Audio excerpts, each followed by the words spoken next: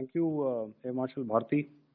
So, ladies and gentlemen, he's outlined operations not only on the night of 6th and 7th of May, when Operation Sindoor commenced, but also on the subsequent night. Being well aware and familiar with the congenital and impulsive nature of our adversary, and even though we did attempt to reach out and communicate our compulsions to strike at the heart of terror to my counterpart in the immediate wake of Operation Sindoor, the request was brusquely turned down, with an intimation that a severe response was inevitable and in the offing. We were, of course, prepared. Operations on the 7th and the 8th, Air Marshal Bharti spoken about. On the night of 8th and 9th of May, they flew drones and aircrafts into our airspace all across the borders and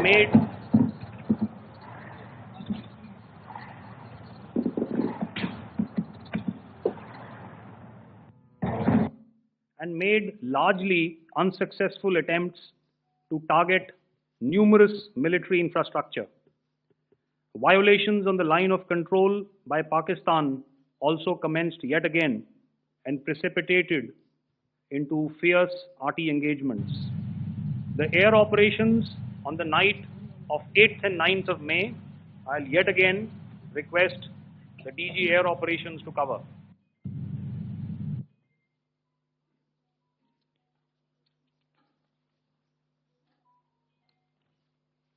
So I just covered what happened on the night of 7th and 8th.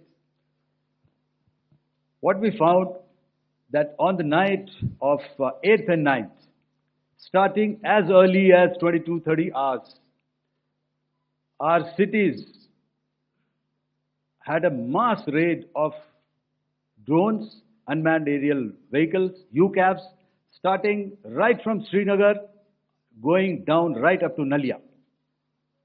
It was a mass raid in waves, and it was relentless. However, we were prepared, and our air defense preparedness ensured that there is no damage on ground or to any of the intended targets that the enemy might have planned for. The difference between 7th night and 8th night was that on 7th night, he sent in his Yiha class of UAVs. However, these UAVs can go some distance. They are armed. However, on the 8th, less numbers of armed UCAVs were there or UAVs were there, and more numbers of quadcopters, maybe for surveillance or just for harassment of civilians. This continued till midnight. Our air defense preparedness ensured that there was no damage on the ground, either to the military installations or to the civilians. However, the enemy had yet again shown that he wanted to up the ante and he wanted a fight, and we were up to the task. In a measured and calibrated response, we once again targeted his military installations, which included his SAM sites at Malirkant. This also included his surveillance radar sites at Lahore and close to Gujranwala. These were suitably addressed, and thereafter his drone attacks continued even till morning, which we countered, and during the daytime there was some respite. Here I would like to bring out another aspect. What we found was that while the drone attacks were being launched from somewhere close to Lahore, enemy had allowed his civilian aircraft to also continue to fly out of Lahore. Not only his own aircraft, but international passenger aircraft, which is quite insensitive, and we had to exercise extreme caution, even at the cost of some tactical disadvantage, to ensure that there is no damage to any of the civilian aircraft. and this was also brought out in a press briefing during the day. So I will now hand over to my colleague to cover the events of 9th onwards.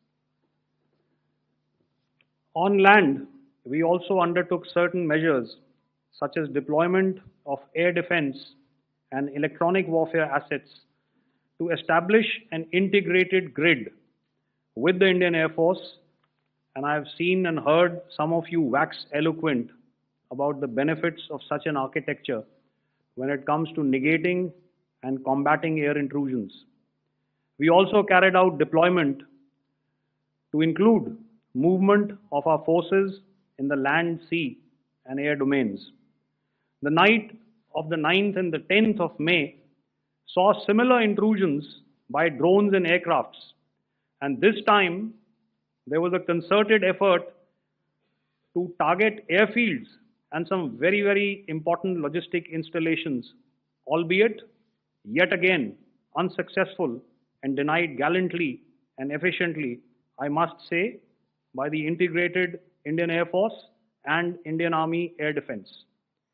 We further strengthened our deployment and also initiated some pressure points to send a very clear and unambiguous message to the other side to desist from any misadventures on land. Some of the airfields and dumps saw repeated attacks in waves from the air. All were thwarted. The Pakistan Army has reported to have lost approximately 35 to 40 personnel in artillery and small arms firing on the line of control between the 7th and the 10th of May. What the other side had probably also not reckoned with was the speedy and precise turnaround and hit back by the Indian Air Force. And I will yet again ask Air Marshal Bharti to speak about these significant and game-changing strikes.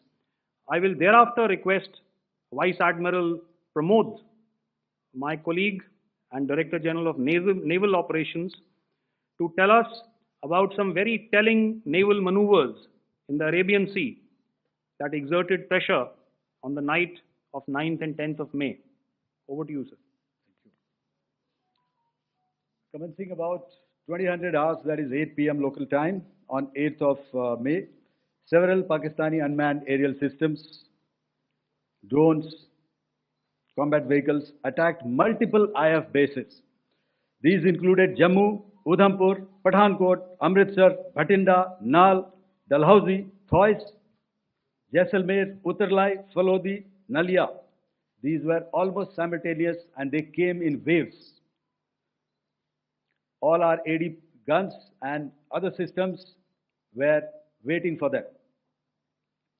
All these waves were neutralized by our trained crew using the air defense systems that they have, and also some of them were utilized using our legacy systems like Pechoras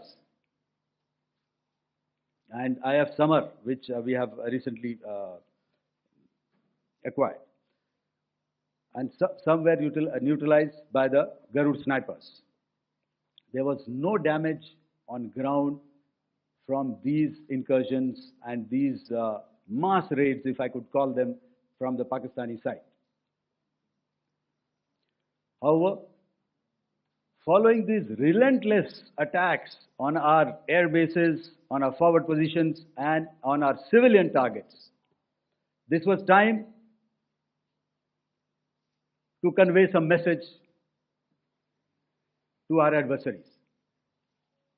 And therefore, a decision was taken to strike where it would hurt. And towards that, in a swift, coordinated, calibrated attack, we struck his air bases, command centers, military infrastructure, air defense systems across the entire Western Front. The bases we struck include Chaklala, Rafiki, and mind you, Chaklala is Islamabad. Rahim Yar Khan, Sakar, sending a clear message that aggression will not be tolerated. This was followed by strikes at Sargoda, Bholari, Jacobabad. हमसे जुड़े रहने के लिए हमारे YouTube channel को subscribe करें और नई वीडियो की नोटिफिकेशन के लिए बेल आइकॉन को दबाएं।